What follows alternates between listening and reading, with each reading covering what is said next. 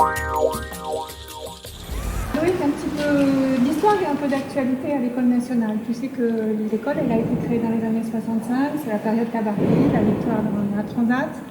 Et puis après, ce magnifique bateau qui est maintenant la propriété de l'école. Est-ce que ça t'inspire quelque chose, Pendé? Ça m'inspire beaucoup de choses. J'avais 4 ans quand la France a découvert qu'on pouvait traverser l'Atlantique. Non seulement qu'on pouvait le faire tout seul, mais qu'en plus on pouvait gagner des courses devant les Anglais. Mais je ne savais pas du tout, et j'ai appris récemment, que grâce à l'ONV, il y a maintenant 50 ans, ce bateau existe, enfin, et continue à exister toujours, à savoir ce fameux Pendwick. Je ne savais pas ça, qu'il avait été préservé ici et entretenu. J'ai eu la chance de naviguer il y a déjà un an là-bas. Et c'est vrai que ça fait partie, ce Pendwick 2 fait partie vraiment des éléments fondateurs qui ont fabriqué toute cette voile moderne française et pas seulement internationale, pas seulement en course au large en solitaire, mais dans tous les domaines, parce qu'Éric a été précurseur dans beaucoup de domaines, pas tous, mais beaucoup de domaines, et le domaine du foil aussi. Voilà, c'est ce que j'allais te dire, hein. C'est une bonne transition. Effectivement, il est précurseur et annonciateur d'un certain nombre d'évolutions dans la voile.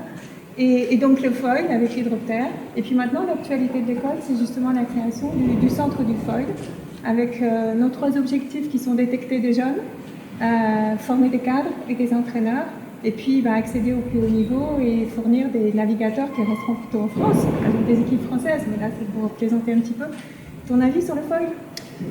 Le fait de voler au-dessus de l'eau est un vieux rêve que partageait Icare un petit peu, mais que l'on partage dans le domaine de l'hydravion depuis un siècle et demi.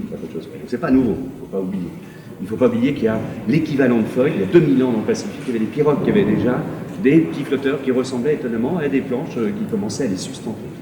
Et il y a eu on va dire 2 ou 3 grands éléments fondateurs dans le domaine du foil.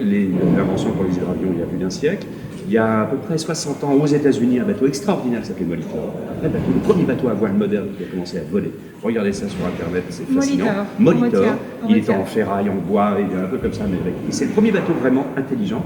Puis enfin, Eric qui arrive avec son Tornado en baie de la Rochelle il y a maintenant 40 ans ou 30, l'hydroptère et la Coupe de l'Amérique. C'est à peu près ces gros points, les grands jalons qui font que, et surtout la Coupe de l'Amérique, il y a maintenant 3 ans, on était à San Francisco, j'étais déjà avec Artemis, cette équipe suédoise, et pour diverses raisons de règlement, les Kiwis ont commencé à être les premiers à voler sur des engins étonnants.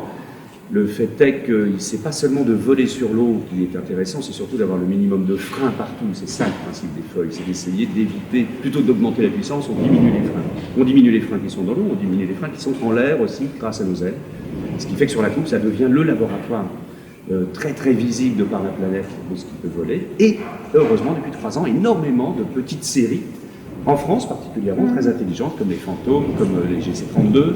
Il y a eu beaucoup d'initiateurs, beaucoup de talents qui ont commencé à créer des bateaux, quelle que soit leur taille, pour permettre aux plus jeunes, évidemment, de découvrir la manière de voler. Il ne faut pas oublier qu'il n'y a pas que voler dans la vie.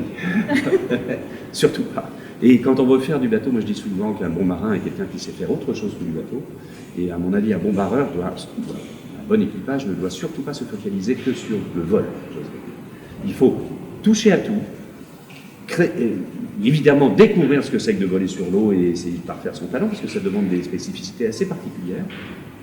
Mais il n'y a pas que ça. Vraiment, je trouve que c'est génial que l'ONV, évidemment, officialise le fait que c'est ici, et pas seulement ici, mais surtout ici, qu'on va pouvoir apprendre à voler, à décoller, et ainsi de suite. Mais heureusement, vous savez ici, comme ailleurs, enseigner beaucoup d'autres choses qui vont être complémentaires à ce type de spécificité qu'est le vol.